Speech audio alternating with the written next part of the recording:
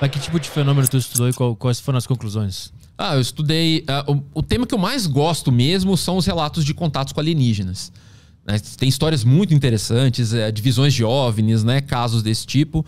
Mas eu também tenho publicações científicas e pesquisas sobre mediunidade, experiências fora do corpo, sonhos. Toda essa área de coisas extraordinárias que as pessoas contam, eu tenho interesse e eu me meto. Né? Então a gente faz pesquisas em parceria, algumas sozinho, enfim. Sou orientador de mestrado e doutorado atualmente lá na USP, pesquisando esses temas. Então, os meus orientandos estudam essas coisas, né? Estados alterados de consciência, meditação, curas estranhas, esse tipo de coisa. Então, vamos fazer um por um. Vamos começar com os aliens, então. Aparições, esse tipo de coisa. Quais são essas histórias? Como que tu estudou e qual é a conclusão sobre esse campo inicial agora? Bom, isso é muito vasto porque tem vários tipos de histórias que as pessoas contam. Desde visões simples, né, de olhar para o céu e ver uma luzinha passando e a luzinha foi embora, até pessoas que relatam que têm amizade com alienígenas, que os alienígenas aparecem com alguma frequência, supostamente passando mensagens espirituais e coisas assim. Então tem todo um degradê aí de episódios. Quando a gente estuda esses casos, a gente percebe que, independente de qual seja a explicação, a imensa maioria dos episódios não tem a ver com transtorno mental. Porque existe esse estereótipo, né? De que a pessoa viu um negócio porque fumou alguma coisa ou porque tem algum problema mental. Na imensa maioria das vezes não tem.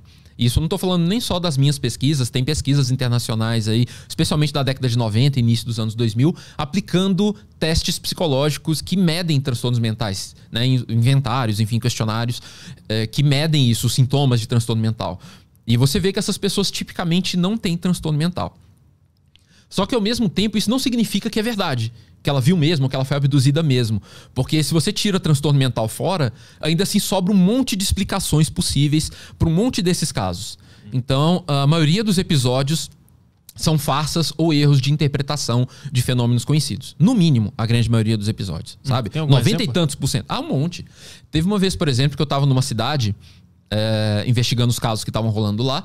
E aí meu telefone tocou. Falaram assim, Léo, corre aqui agora. Tem um OVNI aqui no céu agora, bem baixo.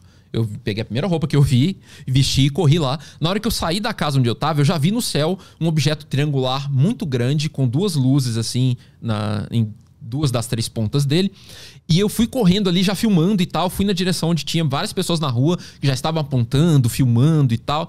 E no meio dessas pessoas tinha um piloto de avião, e ele tava piscando uma lanterna para aquele objeto, era um objeto bem grande mesmo, e ele falando, olha, eles respondem, porque esse piloto sabia código Morse, né, que é aquele código de piscar e tal, e ele piscava falando assim, ó, olá, fazia o olá, piscando, não sei como é que faz, e aí as luzes do objeto piscavam, e ele fala, olha, eles responderam, e eles responderam olá, ele falando como se ele estivesse lendo o código Morse mesmo.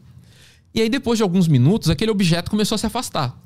E eu fui atrás, né? Porque eu fui correndo pela rua, assim, sabe? Pulei muro. Porque eu queria ver o máximo possível aquele objeto enquanto ele estivesse visível, né? E aí chegou um ponto que ele se afastou no horizonte e foi embora. Me machuquei todo, enfim. E eu comecei a entrevistar as pessoas, mesmo que eu tenha visto, mesmo que tenha sido filmado, eu comecei a entrevistar as pessoas para comparar os pontos de vista e tal. Passei em todas as casas daquela região, entrevistando todos os moradores. Levou um tempão esse trabalho. E aí tinha uma casa... que o pessoal não me atendia. Eu batia na porta e eu via gente passando lá dentro assim, e o pessoal não abria. Falei, aí tem coisa, né? Sempre que a gente investiga assim, a gente fica atento nessas coisinhas que podem ser reveladoras. Eu fiquei insistindo nessa casa dia após dia até a pessoa abrir. Abriu uma senhora, e ela super com a cara fechada, assim, com o rolinho na cabeça, sabe? E eu falei, olha, a senhora viu alguma coisa? A senhora ouviu essa história de um objeto aí e tal? Ela virou pra trás assim, fulano! Falou um nome...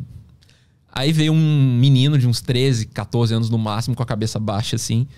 Conta pra ele. Aí ele contou que aquilo era uma pipa que ele fez. Uma pipa de mais ou menos 1 metro e pouco de altura. Que ele colocou luzes de LED nas pontas e tal. Ele foi lá, me mostrou inclusive o lugar que ele amarrou a pipa. Tava lá uma linha arrebentada. Então na hora que eu vi o objeto se afastando, foi a hora que a linha arrebentou. Ela não aguentou suportar. E ele inclusive tava fazendo mais um, porque ele ficou tão animado com o sucesso da noite anterior, né? Daquela vez, que ele já tava... pensando na próxima pegadinha. Então, assim, todo mundo foi enganado, inclusive eu. Assim, claro que eu tinha na mente que aquilo poderia ter uma explicação convencional. Mas do ponto de vista de quem estava vendo, era um negócio espetacular. sabe? E o piloto achou que era um código Morse, e as pessoas na ufologia têm muito essa ideia de que pilotos são super bem treinados, eles conseguem identificar qualquer coisa que vê no ar, né? Piloto é ser humano também, então tá passível de erro também, ainda que sejam pessoas treinadas e competentes, sabe? Então, esse é um exemplo de um erro de interpretação de um fenômeno que enganou dezenas de pessoas ali. E tem coisas que são fraudes, abertamente fraudes, né? A pessoa que tá te contando a história, ela não vivenciou aquilo, ela tá só inventando por alguma razão. Né, pra querer aparecer, seja lá o que for. Mas aí o teu trabalho dentro da psicologia é descobrir as razões que fizeram essa pessoa inventar essa história? Tem muitos ângulos possíveis na psicologia que a gente pode estudar. A gente pode estudar o ponto de vista da pessoa, ou seja, o que aquela experiência significou para ela, como que aquilo impactou ou não a vida dela. Nesse sentido, eu tô focado mais na pessoa do que na experiência. Tô mais focado no contexto, às vezes o impacto que aquilo teve na família ou no grupo religioso dela. E tem o outro tipo de pesquisa que a gente quer entender o que aconteceu de fato. Independente do impacto que teve na pessoa, o que aconteceu na real. São dois tipos de pesquisa que a gente faz ao mesmo tempo. E aí as conclusões vão depender do objetivo ali. Tu estudou alguém que teve algum caso de abdução? Sim. Bastante. Dá um exemplo de alguma história. O que foi concluído dessa história? Bastante. É porque são muitos, eu tô vindo vários na minha cabeça aqui ao mesmo tempo. Teve uma moça, por exemplo, que ela conta que acordou sentindo o cabelo dela sendo puxado assim pra trás, né? Você tem um cabelo um pouco comprido, você pode imaginar como é você acordar tendo o cabelo puxado pra trás. E ela conta que na hora que ela abriu os olhos e para tentar reagir àquilo, ela percebeu que o corpo dela estava paralisado. Ela não conseguia se mover, ela só conseguia mover os olhos. E ao redor ali da cama, ela viu seres de baixa estatura e uma luz azul meio difusa no quarto inteiro. Ela conta que ela tentou gritar e a voz não saía, até que ela começou a perceber, segundo ela, tá? Não tô falando que aconteceu de verdade ou que não aconteceu, eu tô vendendo peixe do mesmo preço que eu comprei. Ela conta que começou a flutuar da cama em direção ao teto e os seres teriam flutuado junto com ela, atravessaram o teto, chegaram numa luz lá no céu e lá dentro eles colocaram ela numa espécie de caixão de vidro, um invólucro assim, um retângulo que parecia de vidro, com uma espécie de mangueira que parecia uma bomba de ar na barriga dela. E aquele ar parecia que inflava a barriga dela, inflava até parecer uma barriga de grávida. E ela conta que depois que chegou nesse estágio, os ETs teriam tirado essa bomba, essa coisa, e teriam feito um parto de um ser híbrido, metade humano, metade alienígena. Beleza. Do ponto de vista da história dela, aquilo afetou a vida dela de várias formas e tal. Mas pensando também do outro lado, o que de fato aconteceu, a primeira coisa que já me chamou a atenção de cara foi a semelhança enorme daquilo com um fenômeno que a gente chama de paralisia do sono, né? Que é um fenômeno da fisiologia do sono mesmo, em que você acorda, não consegue se mover, geralmente você só consegue mover os olhos, não consegue gritar, não consegue fazer nada, e você pode ter alucinações, tanto visuais quanto táteis. Você pode sentir o seu corpo sendo tocado, como ela relatou, o cabelo sendo puxado, você pode ver coisas ao redor da sua cama, e aí depende da cultura em que você está, você vai ver coisas coerentes com aquela cultura. Então, se você é do norte da Europa, você vai ver duendes. Se você é do interior do Brasil, você pode ver uma figura folclórica que é a pisadeira, que é parece um misto de demônio com bruxa. E nos meios urbanos no ocidente é comum você ver alienígenas, porque isso é que é esperado. É isso que a gente escuta que acontece com as pessoas quando elas ficam paralisadas. Então já parecia muito com paralisia do sono. Perguntei mais para ela sobre a rotina da vida dela e fatores que a gente sabe que aumentam a chance de você ter uma paralisia do sono. E todos esses fatores estavam lá na história dela.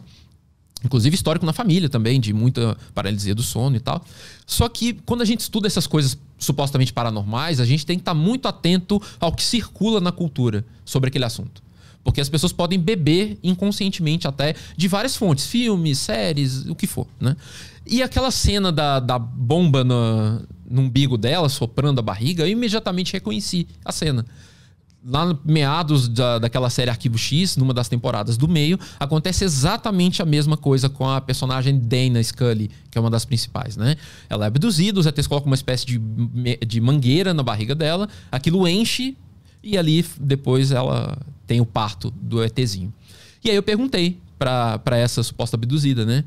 Falei, e aí, você assiste filme, assiste série sobre essas coisas? Falei, não assisto muito e tal, não tenho tempo. Só que quando eu era criança eu assistia uma série que eu adorava, Arquivo X. Né? Aí as coisas vão se encaixando, entende?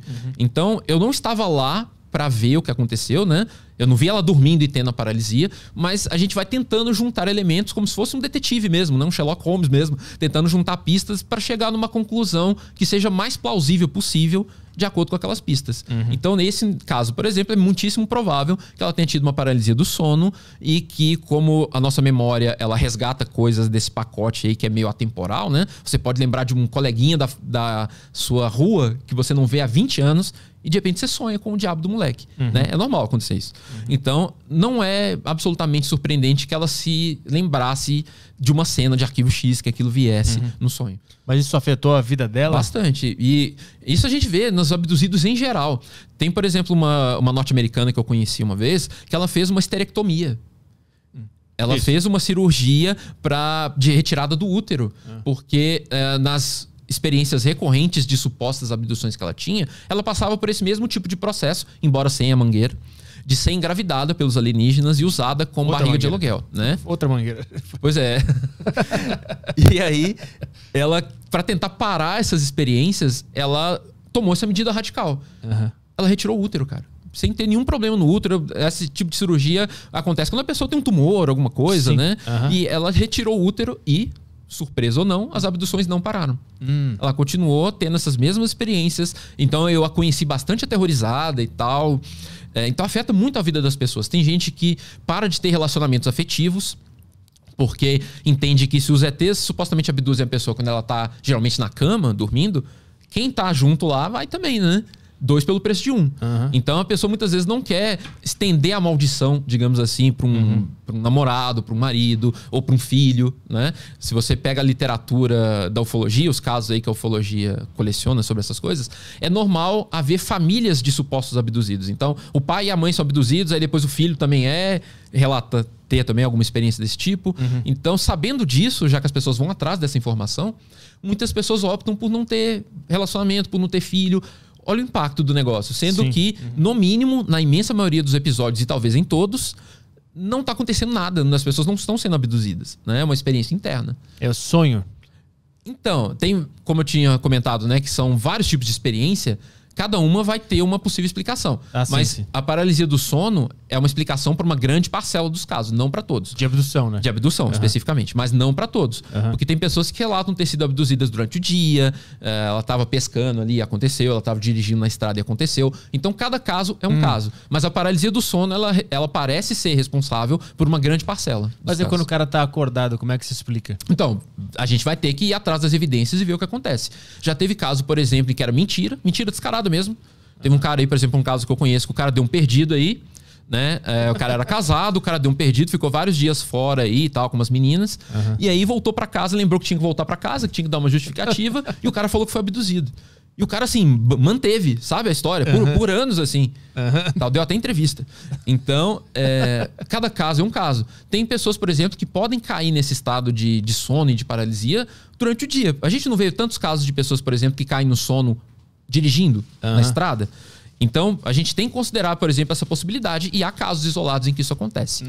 Tem casos isolados, por exemplo, em que a pessoa não teve uma memória inteira de uma abdução, só aconteceu alguma coisa estranha. Por exemplo, ela estava lá dirigindo e ela sabe que de onde ela está até a casa dela deveria levar 1 hora, por exemplo.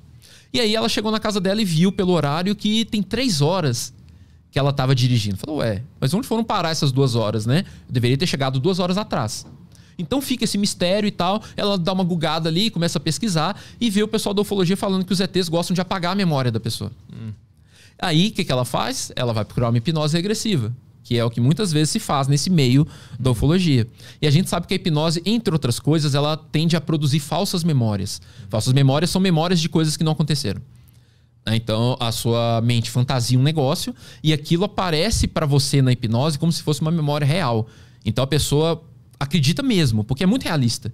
Eu já fui hipnotizado 1 milhão de vezes, vem mesmo imagens na sua cabeça e tal que parecem memórias. E como a gente está num contexto aqui na cultura que ensina pra gente o que os ETs fazem quando abduzem pessoas, se eu te perguntar, você sabe. Eles fazem experimentos sexuais, o pessoal fala de sonda anal, não sei o que, não sei o que. Todo mundo tem uma imagem, né, do que acontece. E aí, no meio lá da hipnose, a pessoa preenche esse buraco, esse vazio com essa informação que ela aprendeu. Só que do ponto de vista dela, é uma memória extremamente realista. né? Isso, por uma parcela das vezes, acontece. Então, muitos relatos de abdução, na verdade, são falsas memórias na hipnose. Mas isso não explica todos os casos. Então, cada caso é um caso. Estou te falando a maioria dos fenômenos que gera uma boa parte dessas experiências.